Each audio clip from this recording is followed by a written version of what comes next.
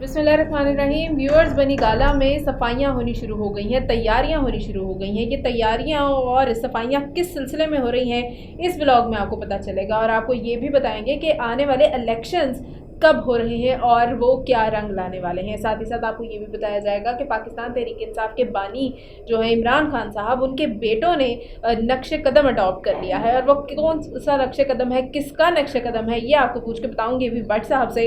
भट्ट साहब, इमरान खान बड़े मशहूर हैं, उनके बेटे भी उस वजह से बड़े मशहूर हैं। अब वो बेटों ने आकर किसको फॉलो करना शुरू किए?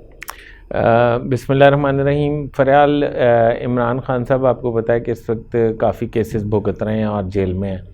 अब आफरीन ये है कि उनके बेटे बजाय इसके कि उनके लिए कुछ कानूनी और अमली तौर पर कोई काम करें, उन्होंने जनाब क्रिकेट खेलनी शुरू कर दिया है। अच्छा। उनकी वालदा ने उनका ट्विटर पे तस्वीरें शेयर की हैं।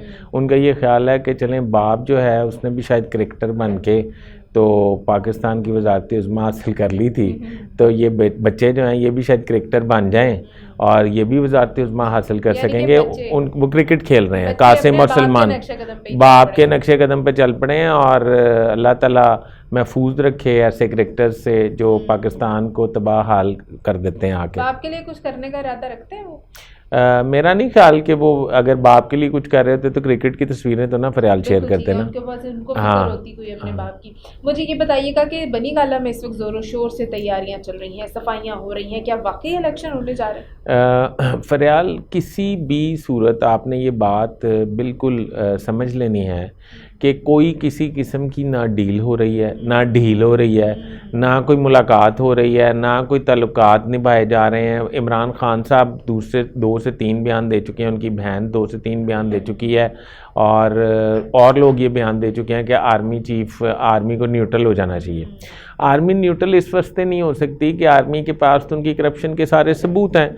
आर्मी के पास तो ये सारी फाइलें भरी पड़ी हैं, काली पड़ी हैं, जिसमें उनको ये पता चल रहा है कि इमरान खान जो हैं वो सफारती तौर पे पाकिस्तान को तन्हाई का शिकार कर गए थे। आप देखें, चाइना से हमारा कोई रब्ता नहीं था, हमारा इंडिया से कोई रब्ता नहीं था, हमारा सऊदी अरब से मुखालफत शुरू हो गई थी, हमारा तुर्की से कुछ नहीं था, हमारा मलेशिया से कुछ नहीं था। हम इवन के यूएस से भी हमें छोड़ के और अमेरिका की इंडिया की जानिब उसका झुकाव हो गया था।